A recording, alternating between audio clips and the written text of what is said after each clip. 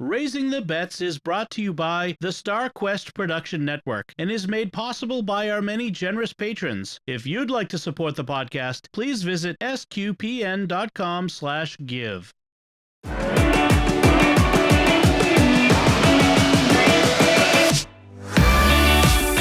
You're listening to Raising the Bets. We're a Catholic couple raising 5 kids outside of Boston.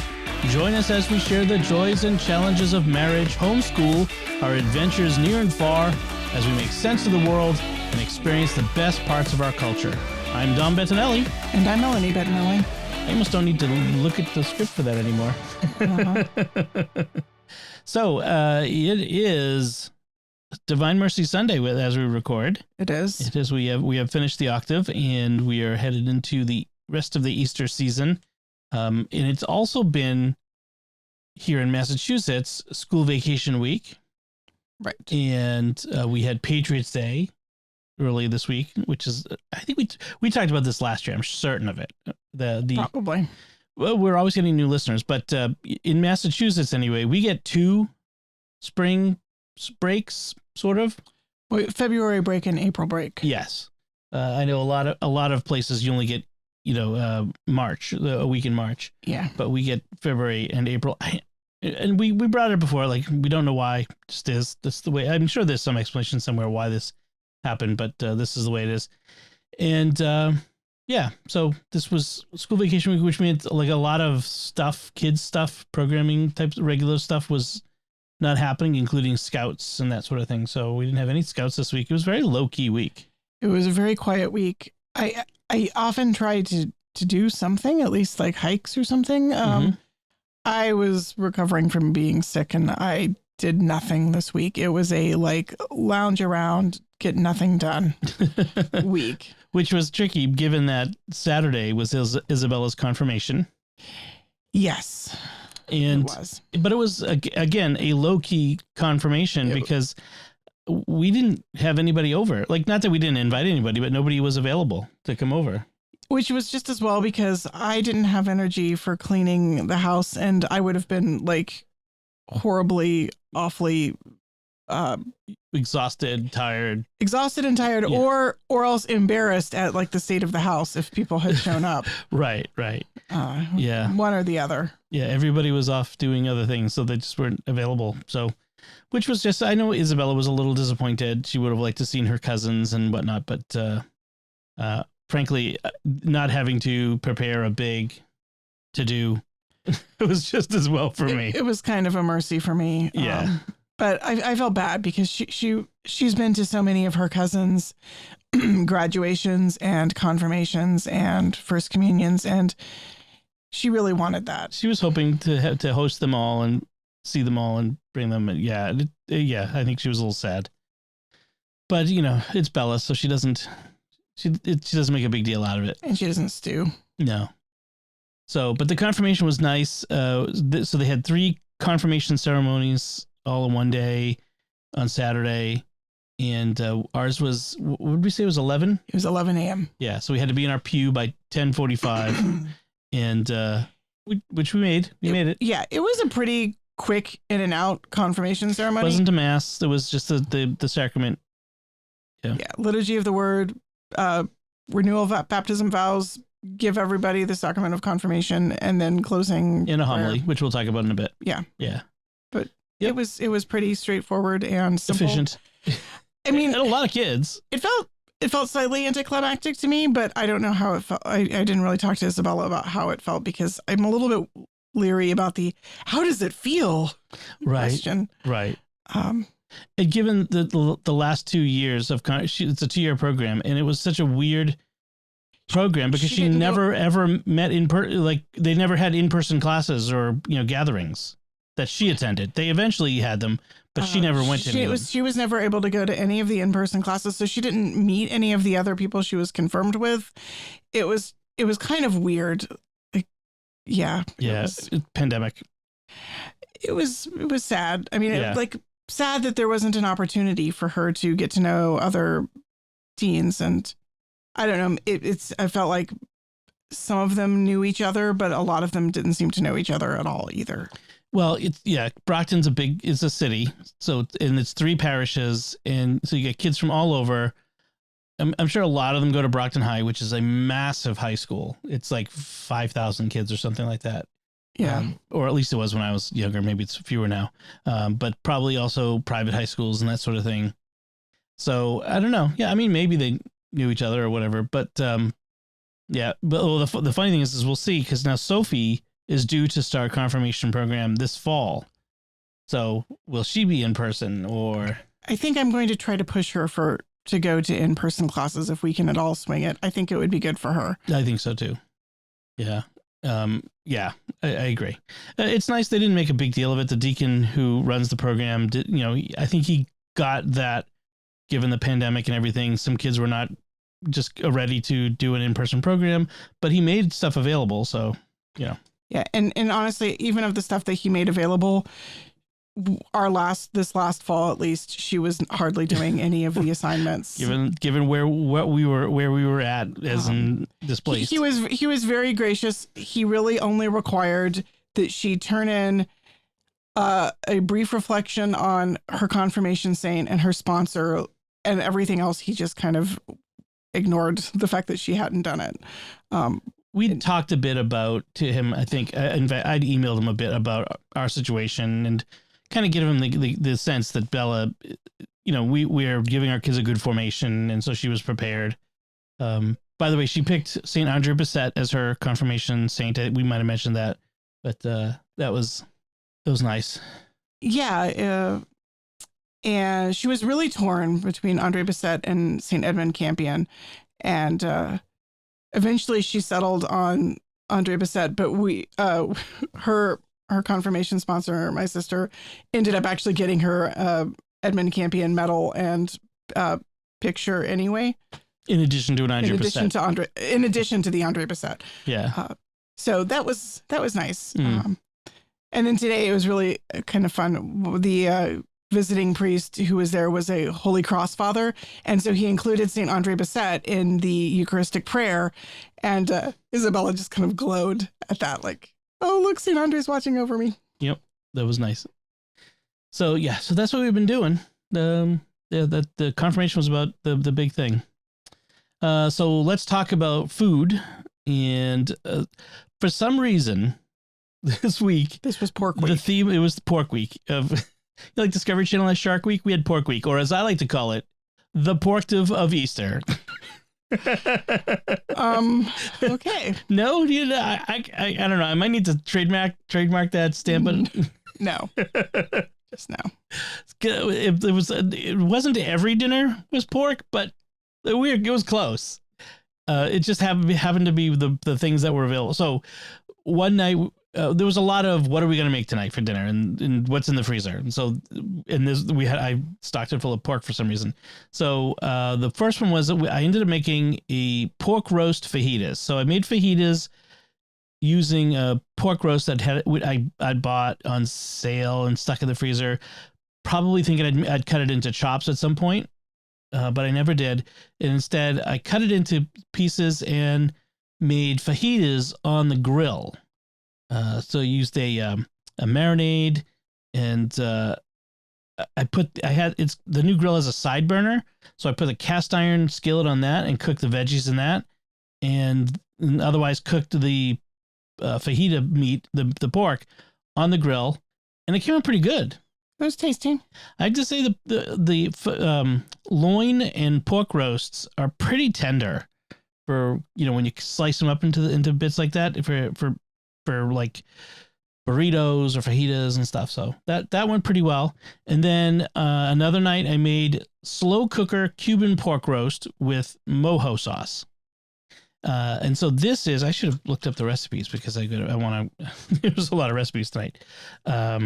So Cuban pork roast. So I think what sets Cuban cuisine apart from a lot of other Latin American cuisines is a lot of citrus. There's a lot of citrus in Cuban cuisine. So this was a different cut of, this is a boneless pork butt, or Boston butt it's sometimes called. Although I was afraid, because I was like, oh, this has a bone in it. The bone, when I finally ended up cutting it, the bone was this tiny little nub of a bone. I'm like, I guess it's bone in but technically, but it's cooked in the slow cooker. So I got up early. You don't like to use the slow cooker. The slow cooker is not your thing. It requires being alert and awake and doing stuff in the first thing in the morning, which is just, I'm not a morning person. And making dinner in the morning is not your thing. I've done it occasionally, but now, since getting the Instant Pot, I'm just like, oh, well, I could do it in the morning in the slow cooker, or I could Instant Pot it at closer to dinner time. Well, yeah, although there is a difference between slow cooking and pressure cooking. Like it does cause a difference in the quality of the meat at the end. I can't tell the difference. Well, in any case, I did the slow cooker, and you cook it with, onion, oregano, cumin, garlic, plenty of garlic, and a little bit of orange zest and orange juice, and minced chipotle chili and adobo sauce, which is one of the most amazing ingredients out there. It is like, that is flavor. That's Flavor City right there. And then you cook that up, and then 10 hours later, you take it out, and then you strain the cooking liquid, so you get all the bits out, and you discard the fat. You get a fat separator, and then you whisk it together with the liquid with distilled white vinegar, which is interesting. I wonder how it would be with cider vinegar. But distilled white vinegar, the rest of the orange juice, more garlic, and serve it up. And it was pretty good, I have to say. It was yummy. Yeah. It was very tender, obviously, having cooked all day. And I liked the mojo sauce. Some of the kids thought it was a little too vinegary. I think maybe more juice. Yeah. Less vinegar. I don't know. I kind of would have liked some like lime maybe in addition to the orange. Yeah. Yeah. Because the orange is all sweetness. The vinegar is supposed to add the bitter to just balance it. The sour to balance it. But yeah, maybe some lime would have been good. I think that might have been good with it. And so that was pretty good. And the nice thing is when you make the sauce, you don't use all of the juice that's in the slow cooker left over. So I saved that. I was like, oh, this would be great in a soup or something like that. Well, that came in handy later. So that was the slow cooker Cuban pork roast. Because on Friday, I was going to smoke a pork shoulder for this Saturday, because at that point I wasn't sure whether anybody would be coming over afterwards. So I decided to smoke a shoulder on Friday, and it was the first thing I've really smoked in the new smoker, like the first long smoking thing. And so and I've heard pork shoulder is the easiest thing to do a smoke. It's where you should start. Don't start with a brisket; those are way harder. But I found I realize now what people are saying when they talk about how hard it is to maintain the heat, because it was really hard to keep the heat at 250 the entire time. I had the temp going up to 350 down to 189 and just trying to maintain it. So it was really hard. So I'm gonna keep at it. And it was supposed to be like 8 or 9 hours, and it ended up being like 11 or 12 hours. I had it out there. I got it out there early. In the morning, and then took it off, cooled it down, shredded it up. It wasn't quite at the right temperature when I took it off. It's supposed to be 200. I got it off around 189, and I could really tell the difference when shredding it. It wasn't quite fall apart tender. And so, but put it in the fridge, and then the next day, when we were going to have it for dinner, put it in a big roasting pan, and I took the liquid from the Cuban pork roast that I made, the slow cooker one, and put that in there, wrapped it in foil, and put it in a very low oven for like a half hour or something like that, till it got up to about 160, just to get hot enough to kill off any potential bacteria, get it out of the danger zone. It was good. It's not great, but it was good, right? Yeah, I actually liked it better today than I liked it on Saturday, and I don't know if that was just I was hungrier or it had sat longer. I don't know. It tasted better at lunch today. Yeah, I agree. Actually, I think that time sitting there might have mitigated some of the bitterer smoke flavors, because when you smoke too low temperature, you get more bitter smoke flavor into stuff. That's why having it so low all the time was such a pain. But I think the time overnight helped, like 2 nights of it sitting. Maybe. Yeah. So it was good. And with, a nice barbecue sauce and that sort of thing, I was happy. And so I'm looking forward to like doing something again. I'm trying it out and getting that, working on the technique. So that was the pork week. And then tonight for dinner, we had a Thai chicken red curry, which turned out pretty good. It kind of adapted a recipe I found. And I found most recipes don't have enough veggies, like this kind of Asian recipes. So we added like, the original recipe had like for vegetable, and it was like red pepper. And so we added carrots, mushrooms, bok choy, onion, probably, I forget what else. And then we also added garlic ginger paste and lemongrass to the other flavors. And I gotta say, it came out, I thought it was really good. Yeah, it was good. I mean, I know Thai red curry is not your favorite, but it is not. I actually really wanted to try to make it into a mango curry. We often have frozen mango in the freezer, but we did not have frozen mango in the freezer this time. So that's my next thing I want to try is adding mango to it. I found a recipe that looked really good. So a Thai red coconut mango curry? Oh, yeah. When we lived in Salem, the Thai restaurant there had a mango curry that was just to die for. It was my standard order. Oh, yeah. And, I remember that. Oh, I loved the big chunks of mango. Oh, I forgot to write down was that you also made Bella a cake for confirmation. I did. Just a simple lemon cake with a lemon cream cheese frosting. I did have... I had a jar of raspberry jam that had been sitting in the refrigerator for quite a long time and was starting to crystallize. And so I spread a little bit. I used up the rest of the raspberry jam, and I spread it between the layers of the cake. Like, so cake, jam, and then frosting, and then more cake. And that turned out really good. Yeah, it was just a little bit. Like any more would have been maybe too much, but it was just a little bit.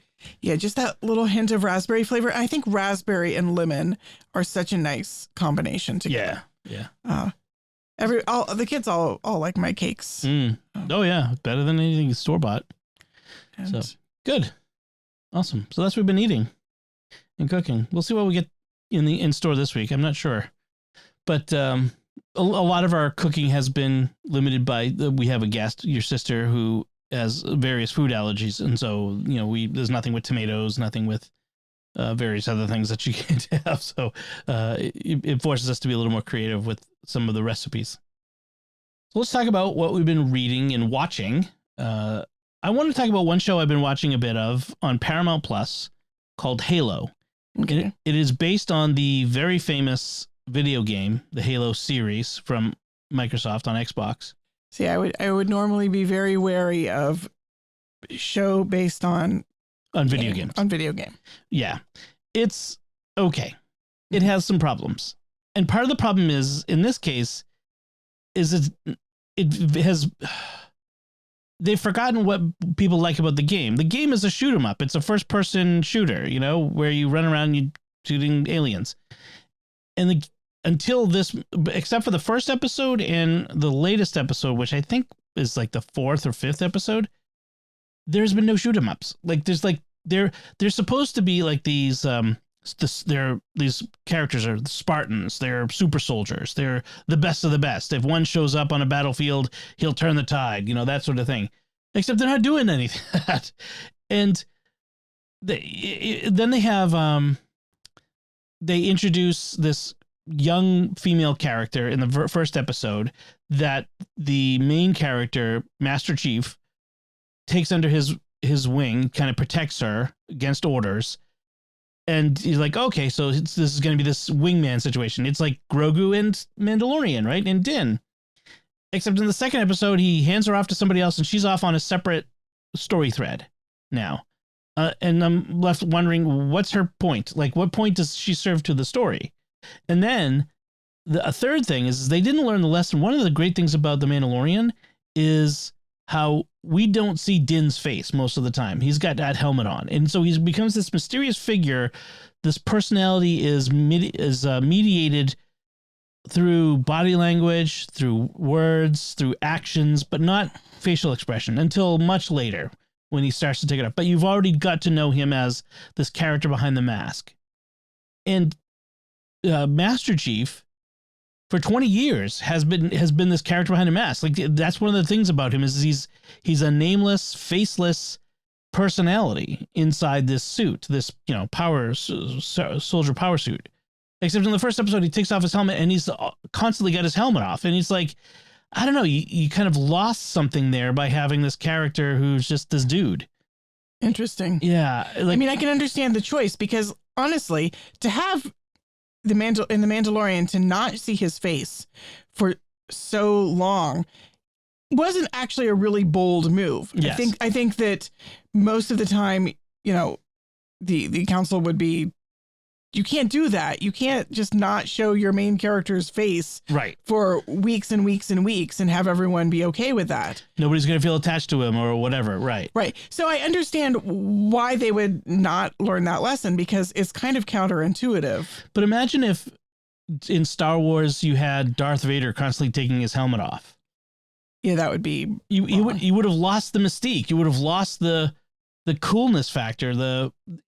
In Halo, the character for 20 years has been the nameless, faceless character. Like, okay, if you want to do a series where this guy takes his helmet on and off, that's fine. But you're doing Halo. Like, you've got to stick with what worked. One of the things that defines the series. I'm not saying I dislike the series. I'm still watching it. And in the most recent episode, they finally got back to doing what they do best, which is battle the bad guys. It's a shoot 'em up series. That's what it's supposed to be.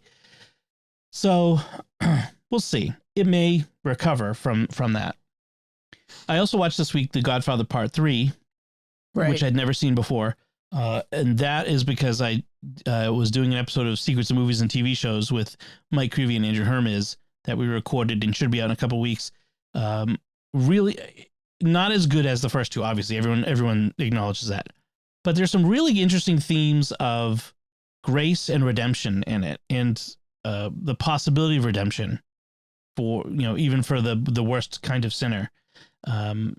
Really, it was really kind of fascinating. So go ahead and listen to that when it comes out if you want to hear more about that. And you've been watching some things, right? You watched Zelensky. Right. So I discovered, trawling around Netflix one night, I discovered that I had read in somewhere online that the Ukrainian president, Vladimir Zelensky, before he became president, played the president in a TV show. And in fact, his campaign sort of grew out of that TV show. It was his production company's staff who registered him, started the campaign, and the name of his campaign was the name of the show, which was Servant of the People. Well, Netflix brilliantly picked it up and put it online. And so I've watched the first few episodes of Servant of the People, which was a very interesting peek into Ukrainian society and politics, and into, it's an interesting view of current events. The Ukrainian president. It's a farce. I mean, a political satire. So there's a lot of making fun of politics as usual and the oligarchy, and there's a lot of kind of broad humor, but it was fun. There's one point where he actually has a dream and he meets Abraham Lincoln in his dream, which was kind of a weird in Ukrainian. In Ukrainian. Actually, I wasn't 100% sure, and I wanted to go double check this, and I forgot to, if the show is in Ukrainian or in Russian. Because I know that both languages are used in Ukraine, and I know that he is a native Russian speaker, but he has done some work in Ukraine from what I've read, but I don't remember if this particular show was actually Russian or Ukrainian. And I know a little enough about both languages to be able to tell the difference. I did pick up on a few words, though. I was kind of happy. Well, that's nice. Impressive.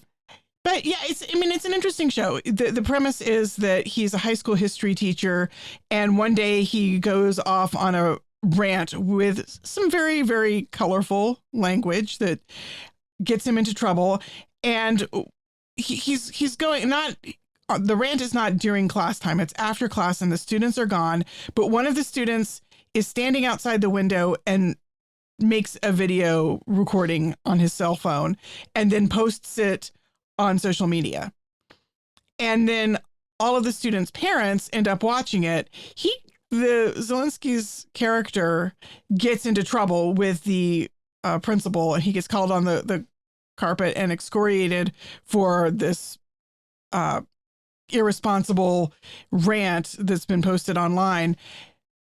But the students' parents really like it, and the students end up crowdfunding enough money for him to register as a candidate, and improbably he wins. And then it's sort of it kind of reminds me of the show Dave, where the guy who ends up as U.S. president. Mm-hmm.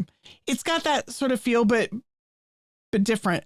It's kind of one of the things I've liked about it is just what do Ukrainians eat? What's a Ukrainian home look like? That sort of thing, as well as interest in the politics and, well, the persona of the president of the country. So, yeah, it's worth checking out. Like I said, the language is really not suitable for kids. Mm-hmm. And, of course, it's all subtitled. But it's been entertaining and fun. So apparently there was going to be an American version of this, so set in America which was canceled when Donald Trump was elected because no sense encouraging that sort of thing, I guess was why or something. I don't know. Interesting. According to Wikipedia, it says Russian. The languages of the show are Russian and Ukrainian. So maybe there's actually some of both, and I'm not catching that because I don't speak either. I'm gonna guess that's what it is. Yeah, which would be interesting. Mm-hmm. Yeah, I mean, I'm sure I am missing lots of subtleties, lots of stuff, but it's still enjoyable. Right. And I always like to watch foreign films, foreign shows. It's interesting to like reading your TV. Learn more about the world. I don't mind reading subtitles. I find it, yeah. I don't always mind it, but sometimes I find like I'm reading a lot of screen stuff and not seeing what's on the action on the screen if it's not done well. So, right. So the another thing we watched is, of course, we've come to the end of Phase 4 of the Marvel Cinematic Universe. We finally finished. Was that Phase 4? I thought that was Phase 3. Was it 3? Oh, maybe it's 3. We watched Avengers End Game.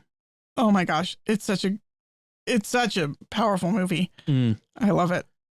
So the kids were all, we were all very excited by it. It's a long movie. It's 3 hours. It did not actually feel that long. I got to admit, I drifted off a little bit in the middle there.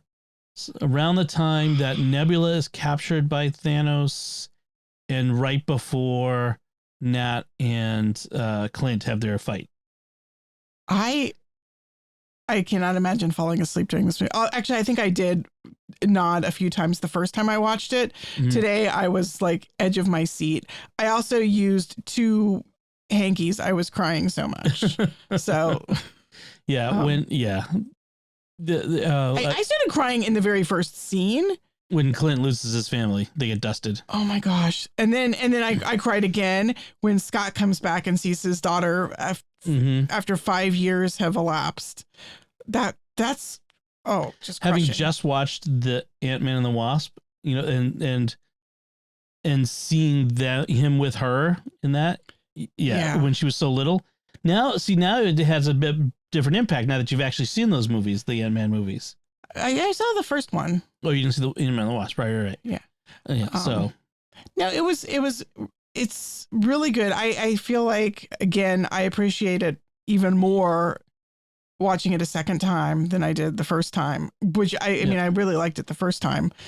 It's so deftly done. It's such a huge cast, so many people, so many threads to wrap up, so much to do. And yes, they have 3 hours to do it in, but still, that was a monumental task. And every major character got their moment and got a thread that suited them, fit their character. Yeah, the only character who I felt didn't quite get their due was Bruce Banner. I felt like he got a little bit shorted, but only a tiny bit. I think he got shorted in being able to react properly to what happened to Nat. Yeah, that he should have had more react moment. They focused so much on Clint's relationship with her that they kind of dropped the ball on the incipient relationship that was building between Nat and Bruce. Right. There was a romance budding there. Yeah. And I felt like what happened to that? I missed, I didn't really pay attention to that the first time through because there was so many moving parts. But this time I was like, wait, weren't Nat and Bruce kind of starting to be maybe a thing? And where did that go? Right. There was one moment where he gets mad and throws the bench into the pond, but that's it. It didn't feel like he got enough time to react and grieve. But that said, there was so much going on that's kind of a minor quibble. Right. Just something I noticed. Yeah, at one point Lucy kind of climbs in my lap. I forget when it was. Was it? I think it was during the battle, the big end battle. Possibly. Yeah. There were so many things that I really appreciated. I appreciate how it starts with a couple of moments of parents and children, and it ends with some moments with parents and children. Mm-hmm. And there's just a really satisfying full circle feeling. There's so many great, they really use parallelism very well. And sometimes it's just like visual without ever having to say anything. Like the moment when Steve Rogers gets into the elevator with all the Hydra guys. And like this time, they're Hydra guys and he knows they're Hydra guys. And it's this beautiful replay almost of the scene from Winter Soldier. I keep wanting to say Civil War. Yeah, no, it's Winter Soldier. But it's Winter Soldier. But instead, he turns the tables on them and it's beautiful. It's just little moments like that, which are so perfectly done. There are a lot of really perfectly done small moments that I picked up on this time through that you kind of almost got lost the first time. That's one of the things the MCU does so well is all of the things that tie together, all of this line ties back to something 5 movies ago. The way that they've plotted out not just large things, but little things that follow through in all these movies. What I love is the arc, like Tony Stark's arc from the first movie, where he was an arrogant jerk, self-involved, all the way to the end where he's such a different person by the end. Tony has one of the best journeys, and Pepper too. Yep. Like the two of them together over the course of the Iron Man and Avengers movies. That's actually a very long arc. Like I can't think of very many movie franchises which give one character so much space to develop. Well, like you look at the Bond movies, which are like 25 movies, but Bond doesn't change. He doesn't grow or change. I mean, maybe you could say he did in the Daniel Craig movies, but that's just a handful of movies, and it doesn't change nearly as much as Stark does. Right. Tony gets a really satisfying character arc that develops over the 3 Iron Man movies, the Winter Soldier, Civil War, the 3 Iron Man movies, Civil War, and then the 3 Avengers movies. 4. Right. I mean, that's a lot of movies for one character to develop. And I felt like there was so many great moments in Endgame where it really just pulled everything together without having to they don't have to spend so much time on the character because the character's already developed. This is just sort of fitting those last puzzle pieces. I felt like a lot of Endgame works so well because we're pushing the puzzle pieces into the puzzle and getting the full picture. Right. But it's because there's been so many movies before them telling the backstory that it works. You don't have to spend a lot of time explaining things and it is a fast paced movie that doesn't drag. It doesn't take it, but it does take it takes time to do it right. It doesn't rush. Yeah. It's pretty fantastic. I mean, and it's just the emotion of it. There's enough humor. There's enough pathos. There's enough action. You know, when they go to see Thor, Fat Thor, the Big Lebowski Thor, it's hilarious. It's hilarious. It's sad. I mean, but in that one scene, there's moments of pathos and pity. You pity him, but it's also funny. I mean, it's just really great. It's so good. So yeah. So where do we go from here? The next one we're going to watch is Spider-Man: Far From Home, which I haven't seen. Which you have not seen. You're still have not seen the Spider-Man movies. Then from there, it's working through the Disney Plus series, I think. So WandaVision, Falcon and Winter Soldier, Loki, then more movies, which I think would be Black Widow, and then Shang-Chi, then Hawkeye, then No Way Home. I'm looking forward to all of that. That sounds. I think when we do the series, we should do 2 episodes at a time. Probably. That's 2 hours. That way it's not taking forever. And we've done this from December, January, February, March, and April. So 5 months we watched all those movies. That's a lot. Yeah. So Chris, we might want to take it a little bit easier for summer and spend some time getting some Sundays getting outside. Yeah. Excuse me. The winter is a great time to watch movies indoors, but yeah. It's getting to the point. Like we kind of needed to get through Endgame. Like I didn't want to pause. Right.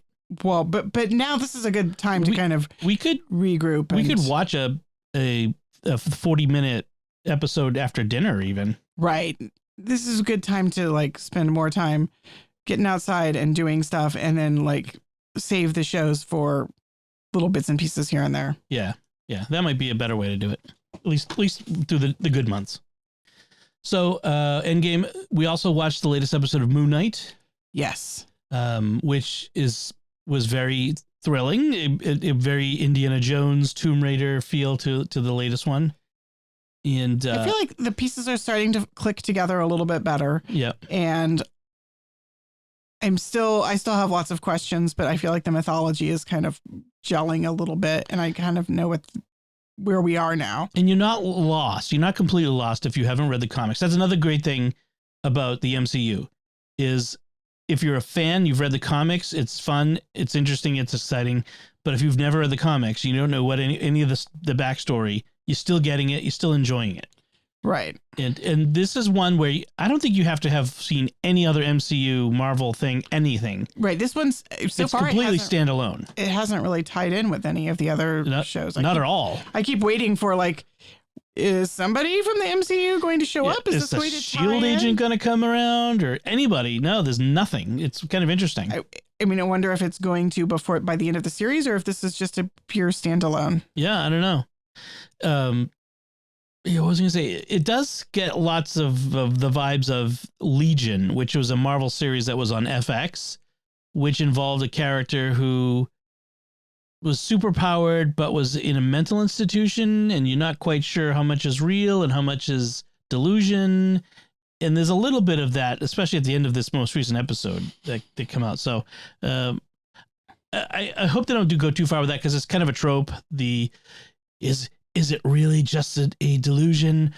No, it's not. Or even if it really is, I just like, I can leave it, take it or leave it with that sort of thing. But this episode was pretty good. It was good. So you've been reading some things. You finished a book and started a book. Okay, yeah, I finished Poor Banished Children, which I talked about last week. Really good ending. Another story about redemption and mercy and forgiveness of sins. Really a character who believes herself to be unredeemable, who just has a very satisfying ending for her story. Yeah, it was really good. Okay. And it didn't feel false or forced. I mean, sometimes that kind of thing can be done well, or it can be made to feel like we're just checking the boxes for the trope. Yep. And this was really, really good. Good. I feel like I'm being inarticulate. I'm sorry. I can either talk about it for a great length, or I can just say it was good and move on. But definitely felt appropriate for finishing up this week of Divine Mercy Sunday and really thinking about how God's mercy reaches when we don't feel like we are lovable or forgivable. Right. So yeah. Excuse my typing. I was getting things ready for the next book that you're going to talk about too. And then, so I started reading Things Fall Apart by Chinua Achebe, which is a classic of African literature. I think it was published in the 60s. This edition is from 1994. No, it's a much older book than that. Yeah. It's one of those books that's like sort of on syllabi, and it's been sitting on my shelf waiting to be read for years. And right now I'm trying to make myself go back and actually read some of these books that I've acquired and have been sitting on my shelf, and I just need to just read them. And I'm only about like a third of the way into it, but it starts in a tribal society which doesn't have a lot of contact with the Western world. And so far that the story I've read is very much just about this particular man in this particular village, and his trials and tribulations. And I'm curious to see where it's going to go. Evidently, it's also the first book in 3 or 4 book series. 3 book. It's the first book of a trilogy. It's moving kind of slow. This is my third attempt to actually read it. And the first 2 times I just put it down because I couldn't really get into it. I couldn't get past the names. And I feel like this time I'm much more comfortable in the context, having read other books set in Africa. And I think knowing more about Africa and tribal culture, I'm not finding it as hard to read, but I'm not really connecting with any of the characters strongly yet. And so I keep waiting to see if like one of the characters is going to engage me more deeply, which it might not, but. So it was published in 1958. Right. And it is the most widely read book in modern African literature. Yeah. I mean, I feel like I can see reading it where it's kind of the pattern of the novel I read last year, The River and the Source. I feel like this is sort of the template on which was River and the Source was a very good novel, but I can see where this is kind of setting the pattern which that novel followed. It's kind of interesting to see, like, oh yeah, I can see where she's doing some of the same things, like starting with the tribal society and then moving, gradually forward into sort of contact with the Westerners. And this one is a little bit like they've heard of white people, even though nobody in the book has seen a white person. But so far it's all very much deeply immersed in their culture and trying to figure out like what are the rules, what are the cultural expectations. I'm kind of at sea, which is interesting. And actually this week I also listened to the audiobook of a book that I read last year, The Goblin Emperor, which is a novel that actually spends much of the time also leaving you, the reader, at sea, not understanding the customs and the culture and the language of the characters. So that's kind of interesting to see how those interplay with each other. I felt like in The Goblin Emperor, she really used the language deliberately. Like she creates this very complex language with all of these very long names and very long titles, partly to keep the reader on their toes, like so that you're as disoriented as the main character is. And I think that's in that book, it was deliberate, like you're supposed to be disoriented and not know what's going on. And I'm wondering if that is making me more tolerant of things fall apart, because I'm like, okay, I'm okay with being a little bit disoriented and not exactly know what's going on, because I'm trusting the story to carry me through, and we'll eventually get there. Okay. Cool. So that's what we've been reading and watching, which now looks like a lot. So let's talk about some faith matters. And I wanted to talk first about the confirmation ceremony and the homily. So the homilist and the celebrant, thank you, I was going to say the master of ceremonies, but no, the celebrant of the rite was Father Bob Connors. He's the Episcopal vicar for the South region of the Archdiocese. And you may or may not know that very large archdioceses in the U.S. especially, are often divided into regions, in which are then the pastoral responsibility for much of those regions is given to usually auxiliary bishops. So in Massachusetts, in Boston, we would normally have, I think, 4 auxiliaries, but for whatever reason, Cardinal Sean has not asked for the retired ones to be replaced by other auxiliaries, and has appointed a priest to be his Episcopal vicar, which is fine. It doesn't need to be a bishop, I guess. And it was disorienting because I was expecting it to be a bishop, and it wasn't. Right. I think most people just kind of assume it's going to be a bishop. That's the thing we've always seen. But a priest can be delegated to dispense the sacrament of the confirmation sacrament. In fact, a pastor can be as well, and is often in many dioceses the one who does it. But yeah, I think I remember hearing that just either Cardinal Sean just didn't know what to do with the bishops auxiliaries when he first got there, and that maybe there's also a thing in Rome under Pope Francis where they're less, they don't want to appoint auxiliaries as much anymore, that they because it feels like it takes away from the uniqueness of a diocesan bishop. An auxiliary does, a bishop is supposed to be a leader and teacher of a particular people, and we get around that by when an auxiliary bishop is appointed, he's made a titular bishop of some diocese that doesn't exist anymore, like usually somewhere in North Africa, right? Where it's all Muslim now, or cities that have been reclaimed by the desert or whatever. And so it's sort of a paper diocese, and I think it makes some, especially some theologians and whatnot, uncomfortable, because what is a bishop? Right. In any case, that tangent aside. That's actually really interesting to think about. Yeah. Yes. I mean, it is an interesting question, and should we have auxiliaries in general? Because an archbishop of a large archdiocese, it can't be everywhere, and so you want him. It's his authority that confirms and does all these other things, so he has to delegate that responsibility to others, and but it can be a priest, and so that's what he does. So a lot of the things can be just a priest.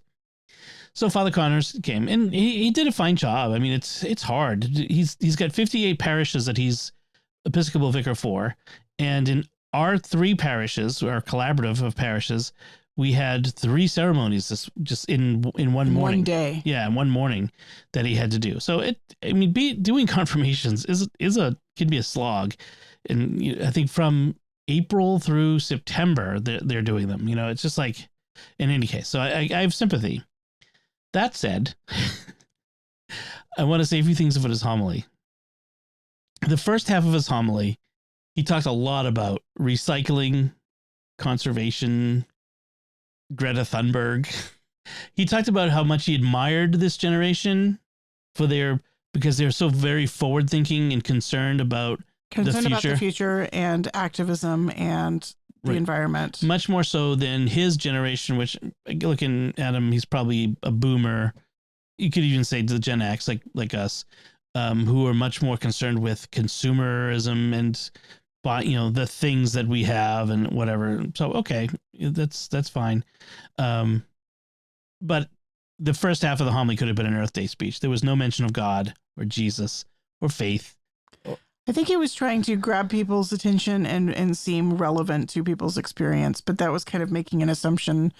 The danger in that sort of speech is making an assumption about what people's experiences are based on demographics, which I feel like, I don't know, when I was a teen, I resented people making an assumption about me based on my generation, right. or Yes. when I was born.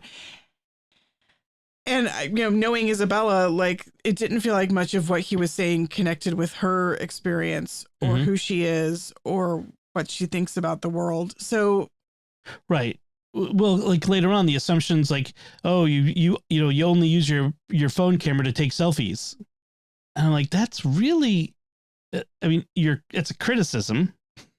You're kind of insulting them. I mean, and it's a trope. It's a cliche. There may be some kids who take lots of selfies, but I would say that there's a lot of these kids probably just bristled at that. Like, no, I mean, that's a thing that you old people say about us young people. You got to be careful about doing that. Like when you're working with youth, not falling into the trap of saying things that old people say about the young generation, because you immediately are now become other. You have set yourself against them. So that was a bit of a stumble. But in the second half of the homily, he did bring in God's love for them. They're being given the grace to do things, but he still didn't talk about evangelization, like that they're called to be witnesses, to bring God's love, to bring faith into the world, to witness, to be disciples. There was no mention of discipleship at all. Right. Instead, at one point, he gave statistics on how many of them will leave the church between the ages of 13 and 18. But he made sure to tell them that God will be ready for you to come back later, which is like, if you're a car salesman, you don't start by telling the customer, well, I know you're not going to buy the car from me today, but I'll be here when you come back later. They're not coming back then. Like, you don't give away the sale. I know he's not selling anything, but you know what I mean? Don't give away the sale before you've even got started. You've just told them they're going to leave. I know you're all going to leave the church despite having received the sacrament. And because one of the problems with that is that's a statistic about 13 to 18-year-olds across the entire population. These are the ones who chose to come and receive the sacrament. They're the ones who are on the other end of that statistic, presumably. It kills me for the lost opportunity. That's the problem.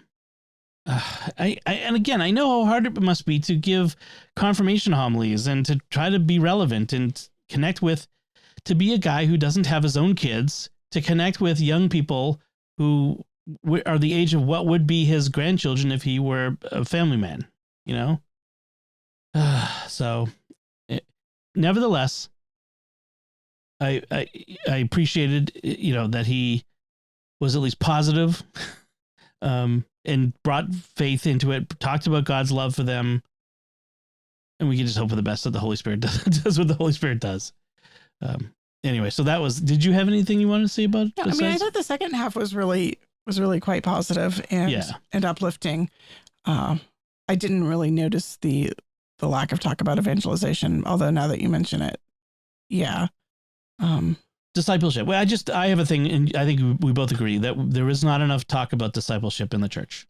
Yeah, definitely. Apart from the sort of discipleship that it comes on a check, like stewardship. Right. Oh, that's another thing from today's mass, but we'll talk about that later. So that was confirmation. And then today was Divine Mary Sunday. Did you hear me? Divine Mary Sunday? The cantor got up and does his pre-mass announcements, and he says it's Divine Mary Sunday.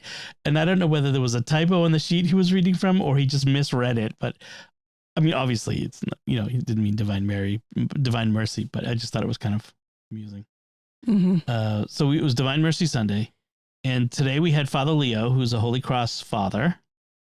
And he's been coming to our parish to help out for a long time since we've started, like 7 years at least.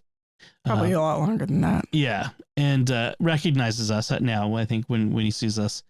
And a good homily. It was good. So the gospel was about the disciples who locked themselves into the upper room for fear of the Jews.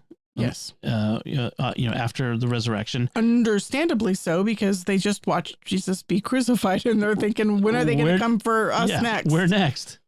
And then he did something interesting, Father did. He compared them to Ukrainians hiding in basements and bomb shelters and metro stations in terror of the Russians coming for them. And I thought that really made it feel a lot more visceral and real. Like, yeah, this is what that kind of horrified, when is it going to come for me? I felt like he made it, less abstract and more relevant. Mm-hmm. That feeling. Right. That terror. The terror that they must have felt, and the remorse. They all abandoned him. They all ran away, except for John. John's the only one sitting there going, no, I didn't run away. I don't know about you guys, but I was the one who was there. I was a Mary. But they all ran away, and they're hiding. Like if Jesus didn't show up, they would have hid up there until the mission would have never begun. But Jesus shows up, he breathes on them and gives them the Holy Spirit, so he gives them confirmation. But the first thing he says is peace, shalom, or as I said in my head after he talked about the Ukrainians, mir, which is peace, because that's all those people want in Ukraine right now. Is they just want peace on their Easter Sunday. Mm-hmm. And hoping that Jesus comes to them and brings peace, even for a day. So Jesus comes and says peace, confirms them, and Thomas isn't there. And so you and I have a little dispute. Uh-huh. So when Jesus says, Thomas, put your hand in my side, touch your hand into my wounds, and do not persist in your unbelief.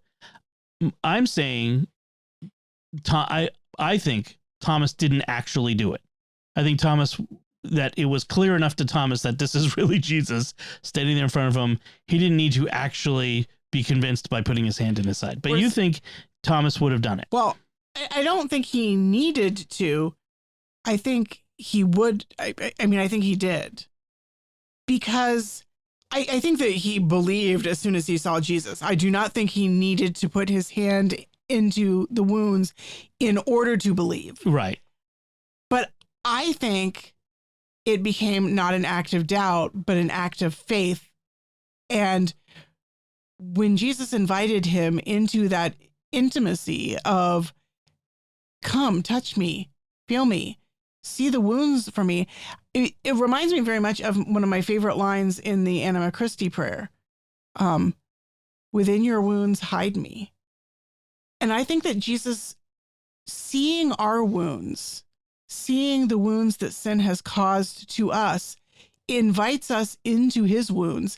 And it's something that I understand on sort of a level at which you understand a poem when it doesn't quite make sense. Like, it doesn't make logical sense, but it makes symbolic sense.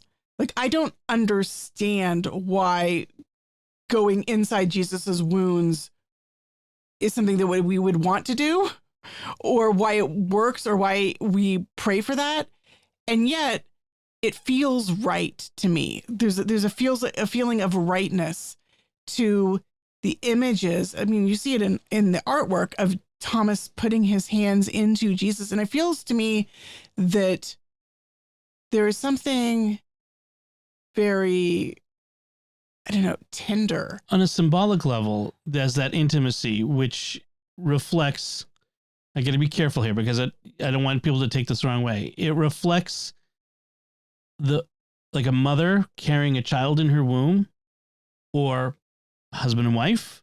Don't take that I impose any sort of sexual connotations on this encounter. But what I mean is there's a human intimacy that comes from the gathering someone into our heart, someone gathering someone in close, bringing them close like that, or Right, like a mother carrying a child in her womb. Right. And Jesus says, you know, to the people of Jerusalem, how I long to gather you like a mother hen gathers her chicks under her wing. I think that there's a tenderness. I mean, God took on flesh, and Jesus in his resurrected body continues to have those wounds. And there is one human being in history who we know was invited to touch those wounds. And it just feels right to me that Thomas would have, when Jesus says, touch me, do it. I just feel like Jesus is the word. When he says, let there be light, there is light. When he says, touch me, I feel like that's it's a word which needs to be fulfilled. Like it's an invitation that you think that no one would refuse. I don't think, it's an invitation you can't refuse. I feel like I'm going to make you an offer you cannot refuse. Like to make it into a rhetorical gesture feels to me like making the Eucharist. Well, Jesus didn't really mean this is my body, eat it. He just meant eat the bread and it's a symbol of my body. Like, I think that there's something very incarnational about that invitation. Well, except the Eucharist is a sacrament. Right. I mean, whereas I know, but I think that by analogy, there's I think by analogy, it's just, to me, feels right. Symbolically, I agree with you 100%. But I think from a real literal, and the Bible records it the way it records it. It doesn't tell us that he puts his hand in there. It doesn't tell us he didn't. Doesn't, right? So it's open. But from a real practical standpoint, from a bare standpoint, I can't imagine like having you thinking, I'm going to stick my hand in his side then. Like, I don't need to, like, my rash statement earlier, like, I'm not going to believe unless I can put my hands on the wounds. Like, if I can't see the wounds and touch them, I'm not believing anything. Like, that's a bit of a rash statement that I would, upon encountering Jesus standing in front of me, I would immediately regret and be, abashed by, and just be glad that Jesus is there, that I was wrong. Yeah, I don't disagree with that, but I don't think that I don't see a tension between that contradicting the acceptance of the invitation. But I also don't see it as being a necessary result. I'm not saying it's necessary. I'm saying I think it happened. I think it's fitting, and it feels to me it feels right. Okay. Well, what about you, listener? What do you think? Did Thomas jump in? Did he jam his hand into Jesus' side like a USB plug into the socket? Jam? I'm just kidding. See, that's just that. Did I prejudice the question? Yes. Did Thomas, sorry, I almost said the wrong one. Did Thomas accept Jesus' invitation and actually touch the wounds? Or do you think he was like, I don't have to touch him, I believe you. So we'll let you tell us what you think. All right, with that, I think we should wrap things up. We'd like to take a moment to thank our patrons who make it possible for us to create Raising the Bets, including Ryan T, Glenn D, Daniel C, Filippo F, and Paige K. Their generous donations at sqpn.com/give make it possible for us to continue Raising the Bets and all the shows at StarQuest. You can join them by visiting sqpn.com/give. So that's it from us. You'll find links from our discussion in our show notes at sqpn.com/bets.